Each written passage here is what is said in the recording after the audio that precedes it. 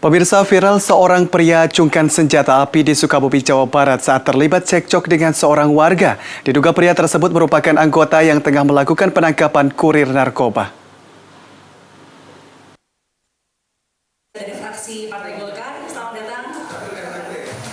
Anggota Komisi 5 DPR RI Irwan Veko menilai sikap pemerintah yang ambigu dapat meningkatkan rasa ketidakpercayaan masyarakat terhadap pemerintah.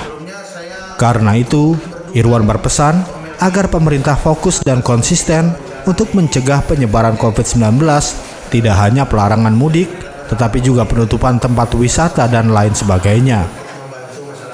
Irwan juga menyinggung tokoh pemerintahan yang menghadiri salah satu pernikahan selebgram pada beberapa waktu lalu.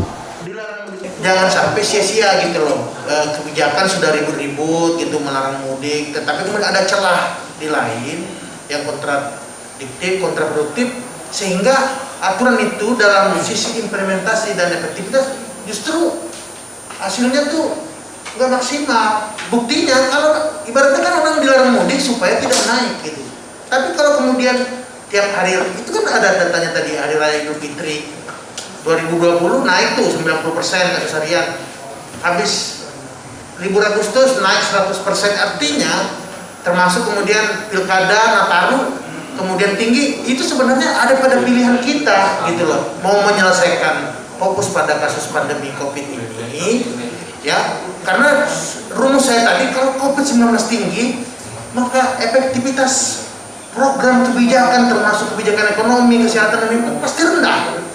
Jadi memang kita harus fokus. Saya sepakat tadi dikatakan oleh Bang John, ini kesempatan bangsa ini memutus pada periode Idul Fitri ini. Sementara ekonom Indef Eni Srihartati mengatakan ada tidaknya pelarangan mudik tidak terlalu berpengaruh terhadap kegiatan ekonomi. Eni mengatakan sebaiknya pemerintah hanya fokus dalam pengendalian COVID-19. Apakah ada dampak ekonomi antara larangan mudik terhadap dampak ekonomi? Saya bilang ada atau tidak ada larangan mudik tidak terlalu signifikan terhadap persoalan ekonomi. Kenapa? Tidak mudik pun orang nggak punya duit, mudik pun orang juga nggak punya duit. Buktinya apa? Buktinya di 2020 ada peristiwa 3 kali minimal libur panjang. Artinya libur panjang itu lebih dari 3 hari lah gitu, termasuk libur panjang. Dan mobilitas masyarakat cukup tinggi ya.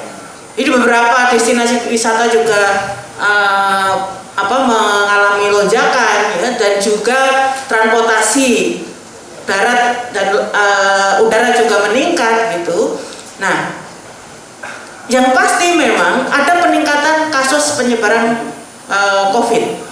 Tetapi dari sisi ekonomi, dampak dari libur panjang tadi tidak ada peningkatan pengeluaran pasti masyarakat, tetapi dampak terhadap perbaikan atau peningkatan aktivitas ekonomi. Artinya aktivitas ekonomi itu yang punya dampak, misalnya ada peningkatan penjualan retail, ada peningkatan produktivitas, ada peningkatan perputaran uang dan sebagainya, itu ekonomi. Nah, ada tetapi tidak sesignifikan atau apalagi dibandingkan dengan resikonya tadi tidak signifikan. Kedua pernyataan tersebut terungkap saat mereka menjadi narasumber dalam diskusi dialektika demokrasi dengan tema Simalakama Mudik dan Ekonomi Rakyat. Dari Jakarta, Amelinda Febri Dwi Jayanti, Nusantara TV melaporkan.